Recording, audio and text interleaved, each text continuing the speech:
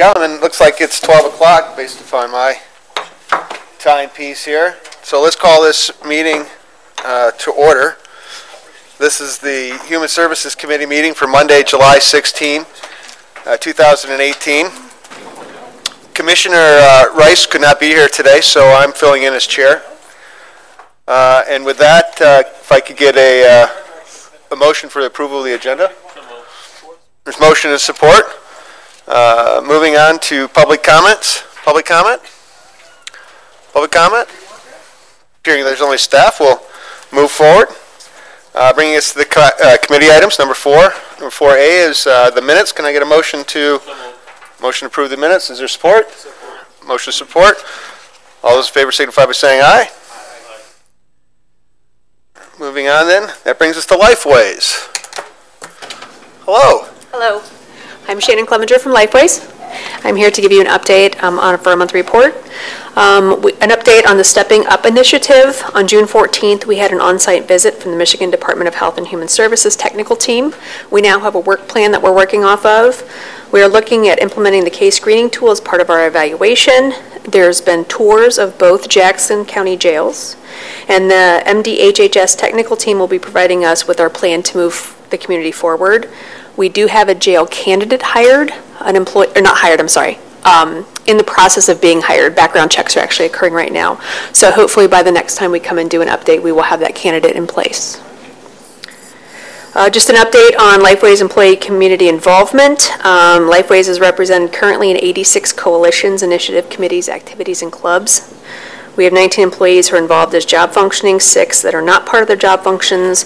So we're well represented to advocate and participate in community efforts to improve Jackson County and the care the residents of Jackson receive. An update on the Michigan Psychiatric Admission Denial Database Executive Summary. So this is that MPAD work group that is happening at the state. Michigan Public Health Institute Center has been collecting the statewide data now since July of 2017. This is based on the 6-month review.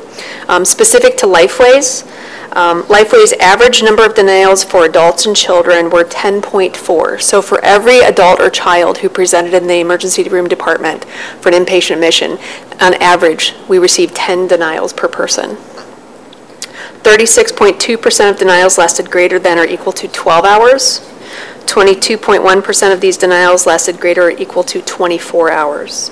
During this time period, Lifeways had 281 individuals who met criteria for inpatient but were denied by a psychiatric inpatient unit in the state of Michigan. There were a total of 3,470 denials during the 6-month time period. Update on Medicaid work requirements that headed to the governor. As you are aware by now, the governor did sign those work requirements. The bill only applies to Healthy Michigan. The work requirement was reduced to 20 hours per week. It had been 29 as the proposed. The work requirements only apply to individuals up to 62 years of age, so they did reduce that from the proposed 64. There is a grace period for non-working recipients, a total of 3 months out of each year. Failure to meet the work requirement only disqualifies an individual for 1 month and requires them to meet the requirement to be reinstated in Healthy Michigan. The implementation date has been pushed back to 2020. It had been proposed for 2019. For the number of individuals that we serve enrolled in Healthy Michigan who may be a person who would normally qualify for needing these work requirements, they will meet the exclusion criteria for significant comorbid issues. And that is my report for the month. Excellent, Shannon. Is there any questions from commissioners? No questions this way? Any questions? Yes. When you were talking about the stepping up and you said hiring somebody in, what position is that? It's a master's prepared clinician who's going to be in the jail. Okay. Is Hans no longer there? Hans is no longer there. Okay. He took another position. So we have, I believe that was about... Must have been right after we met for this meeting, huh? It was towards the end of June. Okay. And he got another position. The position was posted. They've done interviews, okay, and they are currently doing background checks on a selected candidate. Okay. Yeah, so unfortunately he chose to go somewhere else. Any other questions? Thank you so much. Thank you. Moving to committee items, that brings us to the medical examiner.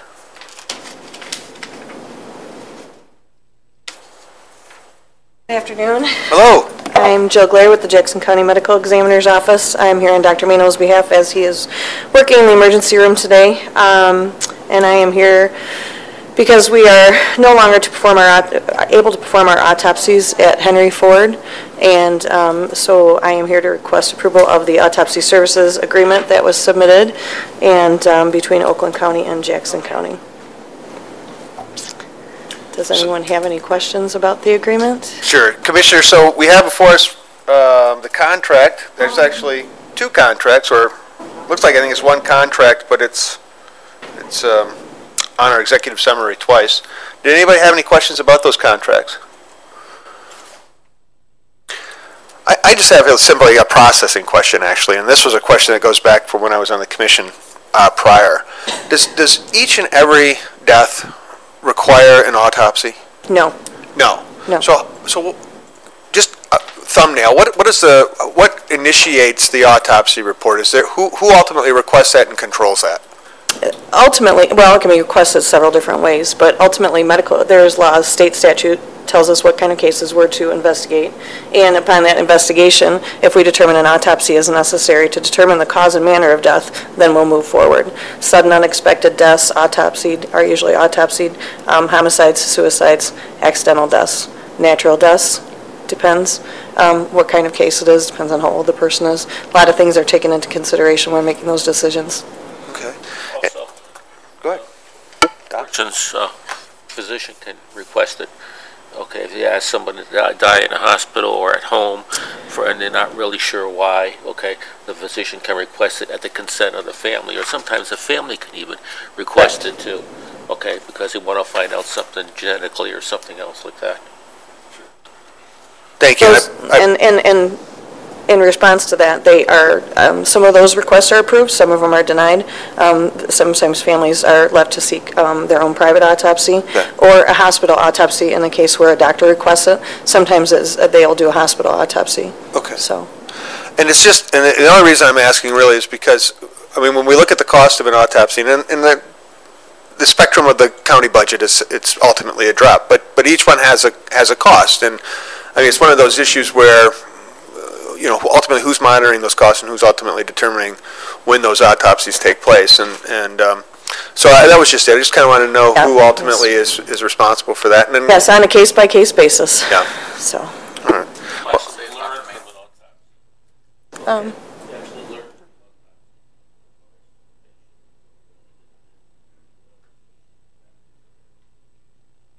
Again, and I don't doubt that we learned something, but we would learn it, I mean, and under those guys, then it seems like every death should have an autopsy. But, so it's just kind of that thin line as to when we determine to and not, and then ultimately picking up those costs. So that was just the only question. But as far as the contract goes, if we can move that to the full board, is there a motion to move it? There's a motion of support. All those in favor signify by saying aye. Opposed? All right, very good. Thank you. Thank you. That brings us to the Department of Aging.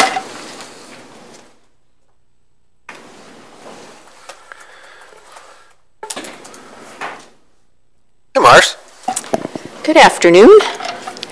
So for the Department on Aging report for July, the information is a request to approve the resolutions to honor 2 older adults as seniors of the year. And one is Marge Holby. She's a Medicare Medicaid Assistance Program volunteer at Region 2 Area Agency on Aging. And then also Carol Rourke, and she has volunteered as the Director of Family Services and Children's Aid Guardian Program since November of 2017. And I think the resolutions were part of the attached to the report. They were indeed. So, Commissioners, if we want to take and move both of those resolutions up to the full board, I'll take a motion for that. There's a motion. Support? And I have support. So I have motion support. All those in favor signify by saying aye. Opposed? Move those to the full board. Thank you.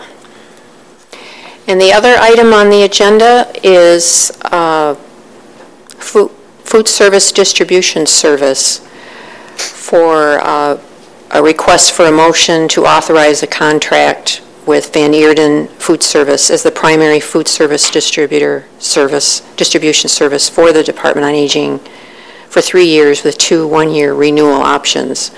And there's background in the staff report on the process that was used, but per county purchasing policy, we need to review prices at least every 4 years. And that process was followed this time with the work of Michigan Association of Counties co-pro program. So I asked Chuck Walford if he would come and explain that process, because it's, at least for Department on Aging, it's something new. And so, Chuck, if you would just kind of give a brief overview of how we got to this point. Okay. Well, hi, how is everyone? Good. With this time, again, I'm Chuck Wolford, and work with the Michigan Association of Counties Service Corps and the CoPro Plus team. And basically what we did here is we met with the Department of Aging to take a look at what kind of needs they would have for the food service program over the next few years. And we kind of put together an RFQ, a request for qualifications, that we're looking at what companies out there would possess the qualifications and the pricing that they would submit to see what we came up with. We did put the solicitation in Gordon Food Service, Cisco Food Service, U.S. Foods, Sun Valley, and Van Eerden. We did receive bids back from the Gordon Food Service, U.S. Foods, and Van Eerden, and I have to say that each one of the companies put in pricing that was much better than we had gotten here in Jackson in previous years.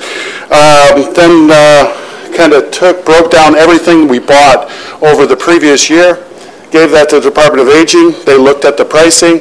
They actually met and interviewed the top 2 companies, and then came to a decision to bring an intent to award to you folks today.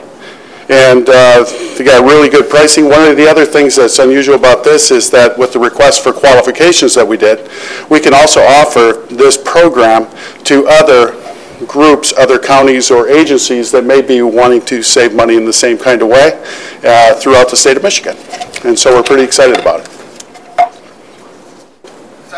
Any questions? Okay. Don, is there any questions for Don? Don, I just want to appreciate our thank you for coming in and give us the kind of that update. And it seems like that's a program that's working out pretty well, and I assume you do that throughout the state with all 83 counties or so. And do they each sign up for that kind of a process, or is it? Yeah, they would sign up for some sort of process. We're working right now with Jackson in a few different areas, so pretty happy with the success so far. Does this process allow you to combine counties?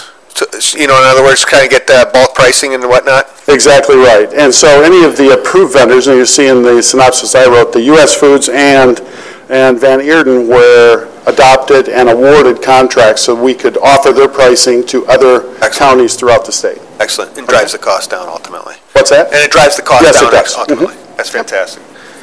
Commissioners, any questions? Mr. Shotwell? Chairman? I want to thank you on another contract that we just agreed on today and forwarded from Agencies and Affairs with Canteen Food Services and our Sheriff's Department. Nickel a meal reduction is a considerable amount when you're talking 3 a day. Absolutely. So yeah, again, you guys stepped up and helped us save some money there also. Thank you. I appreciate it. Thank you.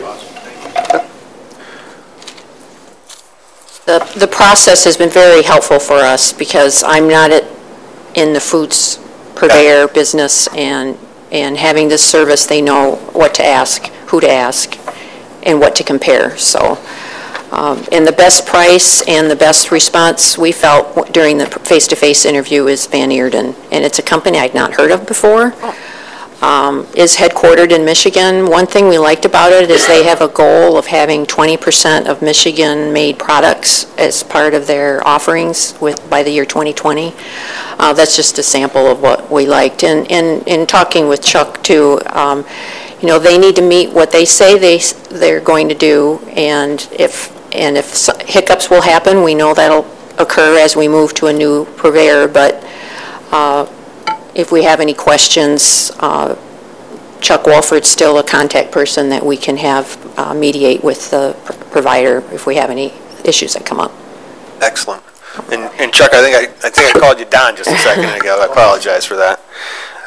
So commissioners, to your favor, we have a contract before us to move and we do move this to the full board, correct? Or do we vote on this now? I think because of the amount of money, it goes to the full board. So we have a request to move this contract for Van Eerden up to the full board. There's a support and second. All those in favor signify by saying aye. Aye. Any opposed? All right, we'll move that forward. Okay, thank you. Excellent, thank you so much.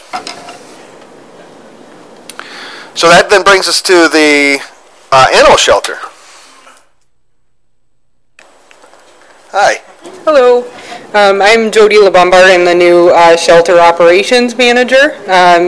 Don had prepared this quarterly report for you, so I'll just briefly touch on what he included in here, although I'm sure you've all reviewed it. Our veterinarian, Dr. Kathy Anderson, did offer a tranquilization certificate class at the recent Mako training, and one of our staff members was able to attend that and is now certified for tranquilizing animals out in the field. We recently participated in a Bissell event, Empty the Shelters event, where we adopted out quite a few cats and dogs, which was very helpful during this busy season. That was on May 5th. We continue to be actively involved with the local radio stations, the PetSmart organizations, and so on with promoting adoptions. On May 19th, we were able to open our new cat habitat addition. Everyone's been very excited about that. And the cats are really enjoying it too. The Animal Response Stakeholders Group continues to meet on a monthly basis, just discussing ongoing abuse and neglect cases and working together to combat that. I had the opportunity to attend the most recent meeting, and they're doing very good things, so I'm excited to be a part of that. And again, I just started on the 25th as the new operations manager, and I'm looking forward to working with Jackson. It's been great so far, and I'm excited. A lot of very friendly and supportive people in Jackson County, and I'm glad I made the move. So, thank you.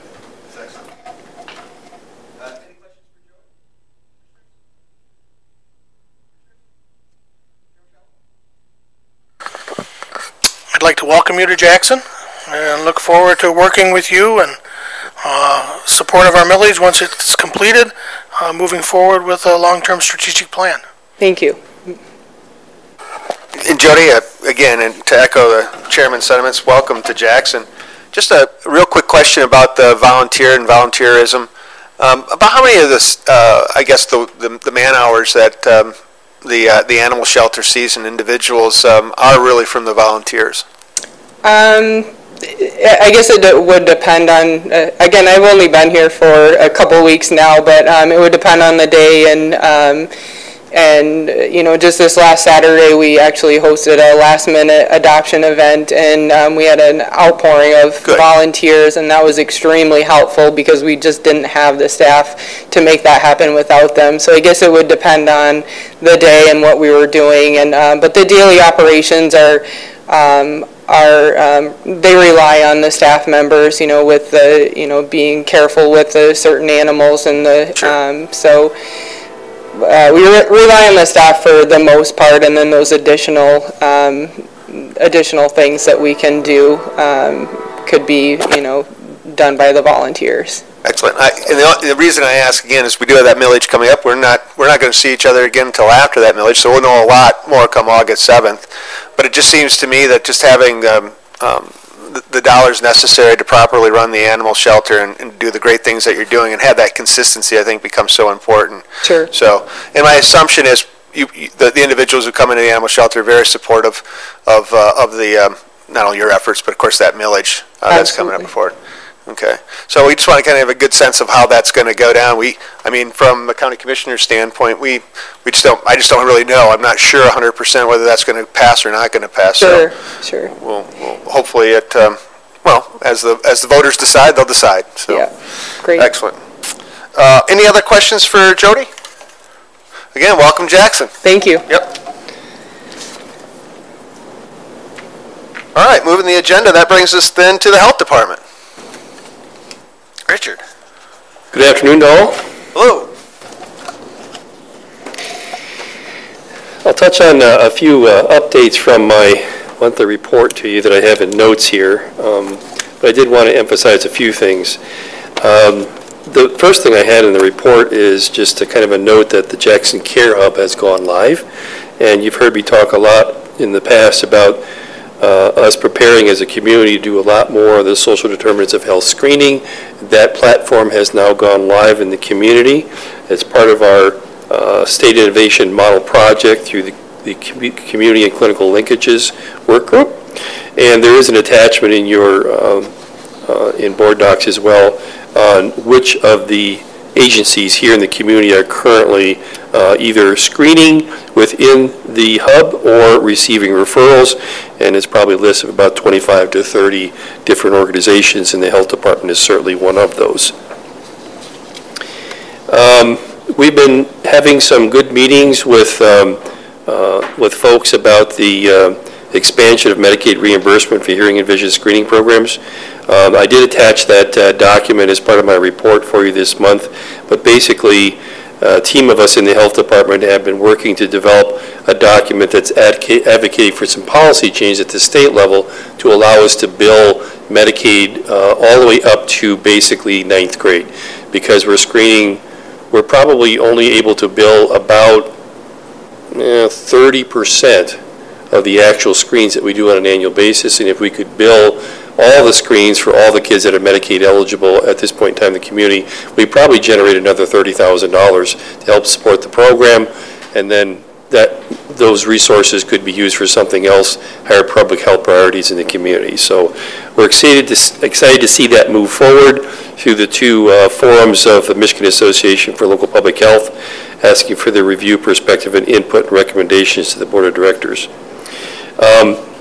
We received some additional outreach prevention grant money for lead poisoning prevention in $10,000, and we're using that money right now locally here to develop a presentation on lead for our area healthcare providers and probably some of the nurses and nurse managers as well. So we're excited about doing that, and we've been able to partner very effectively with Henry Ford Allegiance Health through their Allegiance Health University for CME. So that was a very nice connection for us to be able to make, at least for Jackson here.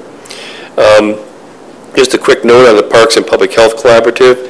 Our Healthy Communities Coordinator works on that with Jeff Hovarder, and it's now in its third year, and it'll be expanding the summer 2018 program as well, and the activities that are identified there will be helpful for everybody who participates. I probably mentioned in a previous report that the Childhood Lead Exposure Elimination Commission public forum was going to be held here in Jackson. That did occur on Wednesday, June 13th. And the purpose of the forum was really to review the Commission's developed action plan and to solicit public comment into that particular document. So it was a good meeting. About 25 people were there, including a few health department staff and some from Henry Ford Allegiance Health as well. Under Personal and Preventive Health Services, Hepatitis A Vaccination Project update. My report says 300 hepatitis A vaccinations.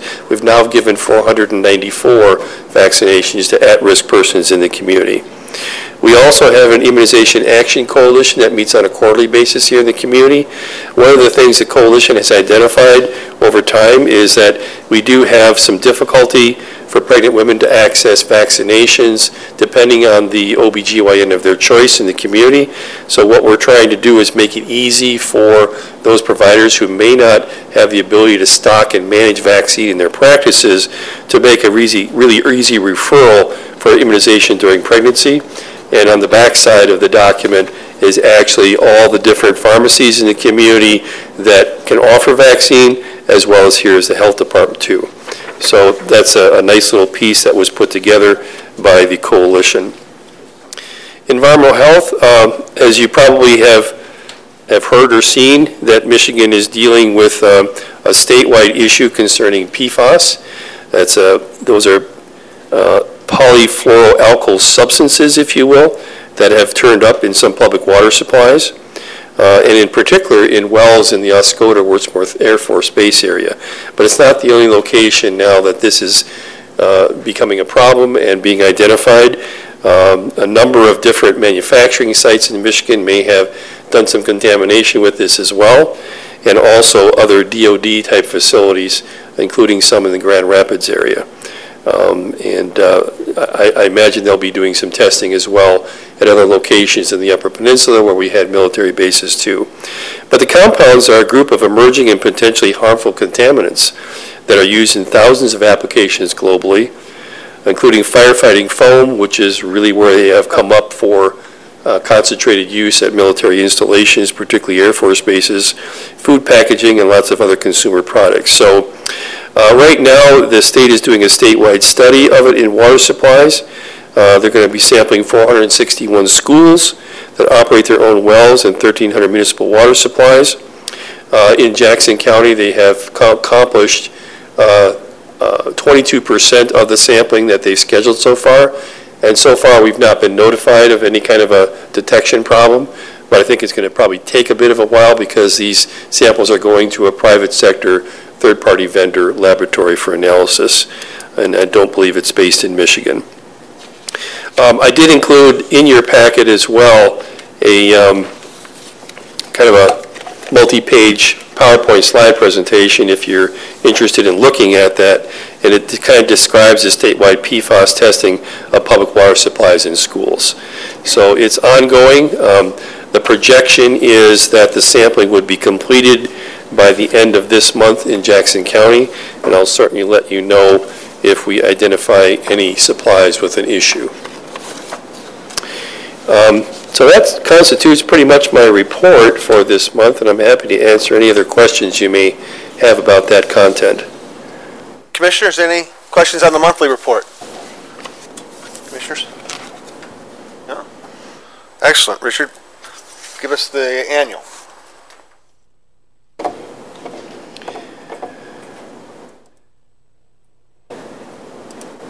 And I'll go ahead and talk with you about our annual report, which is up on the screen now. We switched to a really rather visual condensed format for the annual report last year, and so this is a continuation of that report format, if you will, moving forward. And our vision statement, as you can see, as a result of our strategic planning activity that took place in 2017, is to be one of those Michigan healthiest communities. That's still our vision. That's just a slight modification from what it used to be.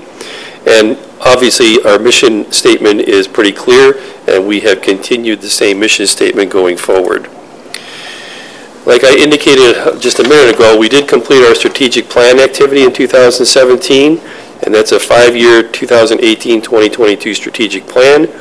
6 priority areas, 12 objectives, 53 strategies, and we are implementing the plan and working that from the administrative level of the health department, but everybody's participating in helping us achieve the objectives. In 2017, you may recall that we also brought to the board, and you graciously approved, an immunization regulation for Jackson County along with a procedures manual, and that has been put in place and is working well.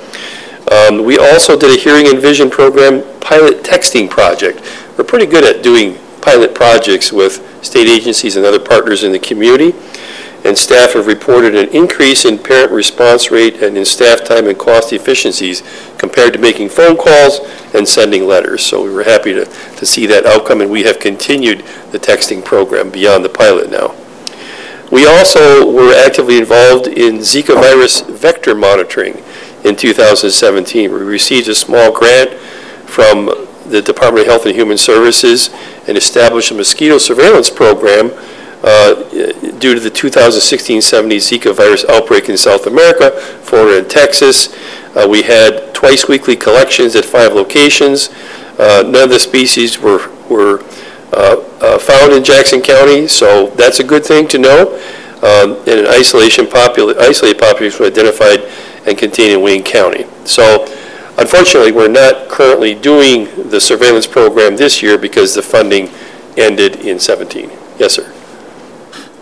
Are you doing anything about the West Nile virus and the cases they've had in Grand Rapids and the mosquito that transmits it? Are you doing any testing for that to see if we have that mosquito here? There's no trapping or surveillance going on for the mosquito here in Michigan that's capable of transmitting West Nile virus. We have had just a very small number of cases that have occurred throughout the years. We haven't had one, we didn't have one last year, we haven't had one this year so far, but that doesn't necessarily mean we couldn't be doing more surveillance and monitoring, but we don't have the resources to do it. Because I heard that there were a few cases in Grand Rapids. Yeah. That had lingering effects. And that's true, and we do have a number of cases every year. Typically what we've oftentimes seen is that they tend to crop up in the southeast Michigan area. I think last year there was one in Oakland County or Wayne County. Thank you. You're welcome. Is that a travel-related issue? It's a travel-related issue, in particular if you are a pregnant woman or plan to become pregnant. A lot of the advisories that took place when this was a problem in Florida was really encouraging pregnant women to restrict travel to the state in areas of known Zika transmission. That was the primary recommendation. I imagine that probably still stands, if you will, in terms of exposure. It seems to have died down considerably. I haven't heard anything recently, even from national sources, about continuing to find the Zika virus in mosquitoes in Florida. So it seems to have resolved for the moment. Yep. In March of this year, the Health Department organized a data collection subcommittee of the local task force on opioid prescription drugs, and we worked with a wide array of law enforcement and public health and health care partners, if you will, to really document and describe the overdoses and the deaths associated with primarily opioids and heroin in Jackson County. So we've gotten a number of requests for copies of our report now from other communities, and we do plan to continue to keep that report up to date as we move forward through time. At the time that the report was published, it was just prior to the summit that was held in November or December of last year. We hadn't closed out 2017, but just be aware that the 2017 number of overdoses and deaths was higher than it was in 16.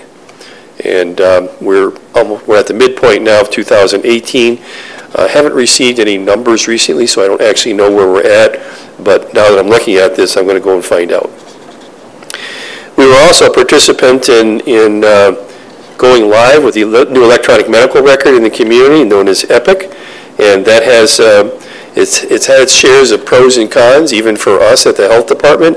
We think it has kind of rather complicated to some extent and made it a bit more laborious to actually bill and receive the claim reimbursement that we're entitled to by providing services. On the other hand, it's given us excellent access to all the medical record information that exists for the clients that we mutually serve in the community. And that's been quite helpful in many respects. So it continues to be important that we at the health department stay connected with our healthcare providers in the community. Some testimonials are shared in the report as well, and I don't think I need to read those for you. I think they're pretty much self-explanatory, but obviously we get a lot of positive comments from people that participate in the teen outreach program and a mother of an early on participant. Public health and community care integration. This is a page I usually try to present and pull together.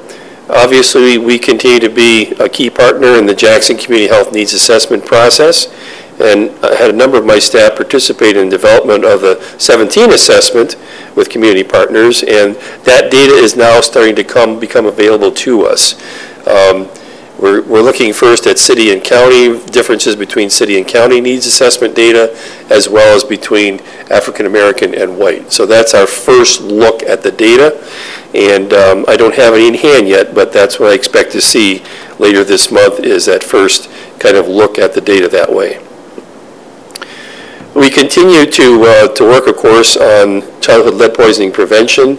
Efforts to address the problem continued and expanded in 2017. We were very much partners with the City of Jackson with development and submission of their 3-year lead-based pain hazard control and a Healthy Home Supplemental Funding Grant to HUD, and that grant is now operational. We are sharing information on children with elevated blood lead levels who reside in the City of Jackson, and then the city takes that information and reaches out to the parents, hopefully to connect and engage with them about the opportunity to lead abate their home. And also the health department, other piece of this is that we're partnering with the city to enhance testing of children for lead and to provide pediatric environmental health assessments when we have a child that's lead poisoned who might also have an asthma diagnosis. So we're there, we're trying to do more than one thing at the same time. The Personal and Preventive Health Services Division works to improve the health and well-being of residents by providing a wide array of services, as you can see above. And I don't think I need to necessarily read all these data and numbers for you, but you can see the number of kids and families that were served through the maternal and child health programs. We are doing nursing case management, of course, in homes and a number of different programs. And our prevention and action page, we administered 4,700 doses of vaccine last year, did 351 education assessments with local parents and guardians, and administered 901 flu vaccines. I'd like to see that number go up. We have about 733 cases of reportable disease investigated. We had 1 new case of tuberculosis. We did 522 skin tests.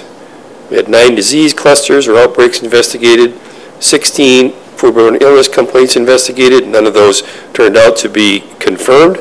And 51 animals were tested for rabies. Just as a side note, we have had at least 1 bat now test positive in Jackson County for rabies. We did send out a press release or a public health advisory on that relatively recently. And we have the STD clinic, and we served 1,459 people there. 626 received HIV screening and counseling. We had 8 new HIV cases in 2017, which is a decrease from the previous year, I'm pleased to say. On the other hand, the number of gonorrhea cases went up in our community, so we still have people transmitting the disease and perhaps not practicing as safe a sex as they should be. In health education and promotion, as you know, we have abstinence programming in the community, which targets primarily youth in the 6th grade. It is not a teen pregnancy prevention initiative that involves teens, but more really the 12-year-olds that are in the 6th grade. We had 118 teens served in the teen outreach program. 7 landlords and 210 community members received education on childhood lead poisoning prevention. We had 20,000 kids that are enrolled in Medicaid in Jackson County, which is pretty high. And we assist 183 people with Medicaid application process. The car seat safety program is described down in the right-hand corner of that page. Also under health education and health promotion, as you know, we have the WIC program, which brought $2,669,000 of revenue to Jackson County food vendors in 2017. We had over 5,000 pregnant women, infants, and children enrolled in the program. Our breastfeeding initiation rate was 73.51%, and that's actually higher than the state average, and I think it's due to our breastfeeding peer counselors that we have in place at the health department.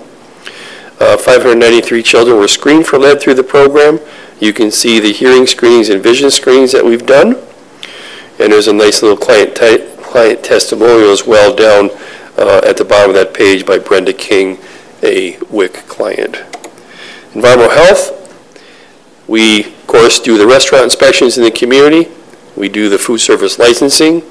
We do the temporary food licenses and respond to food establishment-related complaints that are reviewed or investigated. We had an uptick in the number of sewage disposal permits issued in 2017 compared to 16, as well as water well permits. So we're seeing increased economic activity reflected through our permit process as well. And you can see the rest of the inspection work that we normally do there on an annual basis. Our medical directors, we're encountering a bit of a change there. I will have Dr. Mike Faust come to be introduced to you at the next Human Services Committee meeting.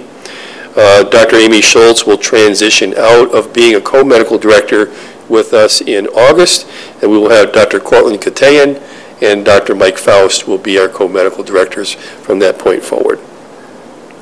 A little bit of information there on emergency preparedness as well. I think the photo that you're seeing there is probably a stock photo, but it represents the Strategic National Stockpile containers that could be distributed to Jackson County if the need arose for that.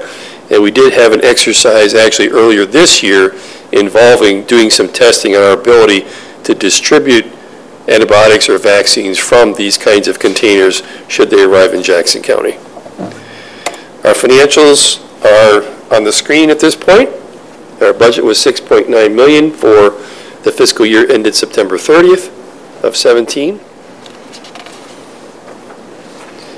And just a little bit more on our value statement. You've probably seen our cultural statement before in some weekly reports, but we continue to live the dream, if you will, of public health. And that's my annual report for you. Happy to answer any questions. Excellent, Richard. Thank you. Commissioners, are there any questions? Please, Doc. Dr. Katayan, can you tell us something about him?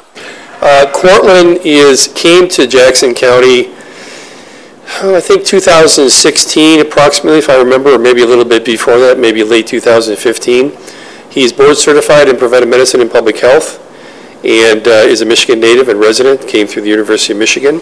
He joined the Jackson Health Network in a slightly different role than what he will be in coming back.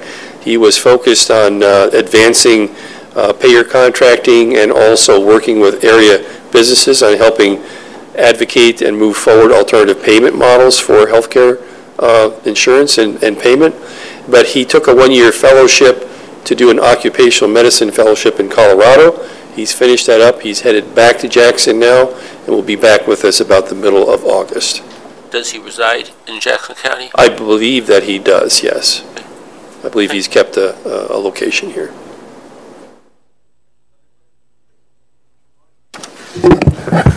How you doing? I'm doing well, sir. Good, good. We got to connect, man. I know we've missed each other a few times on trying to meet, so I wanted to start by saying that I'll send you another email. We'll try this again. We both got busy schedules, so we've been missing each other. But I just had a couple of questions on the report on the sexually transmitted disease portion. On the new cases of that, so this section was 8 new HIV cases, 100. These are only new cases, not total of what's been reported before. And then that's a good clarification. And then I was just going to ask if we could get a report of comparison of last year to this year, if possible. And I had one other question. How's our lead levels? Like, just kind of give me a layman's explanation of how our actual lead levels in the city and in the county are. Well, I guess the best way to answer that is to indicate that the number of children who are testing with an elevated blood lead level, which is 5 or higher, 5 micrograms per deciliter or higher, continues to go down. So the work that we're doing in abating homes and removing lead-based paint, or at least controlling access to lead-based paint, is working. And I also had to say that sometimes the better solution may be to simply remove a home that is dilapidated and beyond repair with a demolition activity. The demolition itself creates a little bit of a concern for me because I have sometimes felt that we don't have as much control over that process as we should, with dust and debris kind of flying around the neighborhood. As you probably know, in Detroit, that was a bit of an issue in terms of the analysis that the Detroit Health Commissioner did down there. So I'm a little concerned about that. The ones we have observed have been done appropriately with a lot of wetting down both inside and outside the property with a fire hose. And that really helps to suppress it all. But the more homes that are demolished that are no longer repairable and salvageable, that are 1978 or older, the less homes we're going to have for young children to be present in where there's lead present. We're making progress. On the report you asked about, did you want specifically for HIV? All three, okay. We'll do that, sure. Is the foster care part under your department? No. No, I was just wondering, because last month they told us that there was a shortage of foster care parents. And so on. DHHS local office does the foster care. Thank you. Yep.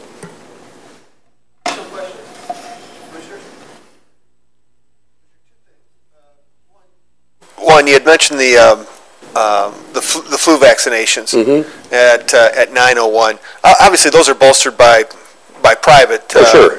And so do we have a pretty good, I mean, is our numbers pretty consistent with, I mean, without, if you don't have the information right now. Yeah, unfortunately, they're relatively pretty consistent with the state overall. Okay, which is on an annual basis, we probably see about 35, maybe 36% of adults in the community actually vaccinated against influenza.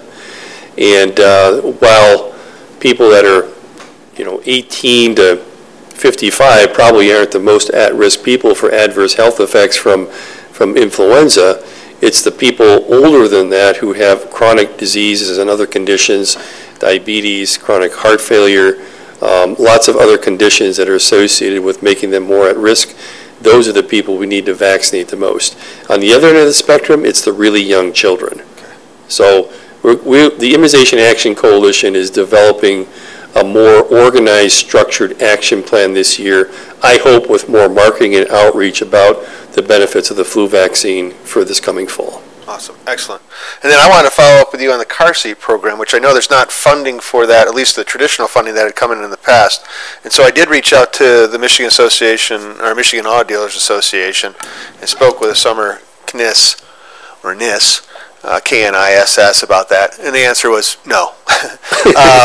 But she encouraged us to reach out to our local auto dealers who are all members, and her point was that we don't get involved regionally, and this would be more of a regional issue. You should reach out to the Jackson auto dealers, and I'd be happy to kind of continue to do that reach out. And I just saw that the 295 is what we provided last time, so I'll kind of target that as hopefully the number of what we can do, and see if there might be some other partners for that. But I'll keep pushing forward on that, and if you certainly have any ideas, or if somebody comes across who might be interested in also supporting that, that would be. You know if there's a local dealers association? I asked that question and there isn't. Okay. They're members of MATA. Okay. Well, we'll figure out a strategy for reaching out. Excellent. Commissioners? Richard, thank you so much. You're welcome. All right, to move the agenda then, that brings us to the claims. Commissioners, did everybody get a chance to see the claims? Who would like to move them to the full board? With motion and support. All those in favor signify by saying aye. Opposed? All right, very good. Other minutes, none. August reporting schedule is there for us. That brings us back to public comments. Anybody out there? Anybody? Crickets. And it brings us to committee member comments. Commissioners? Anybody? All right. That brings us then to, we are adjourned to the call of the chair. Thank you.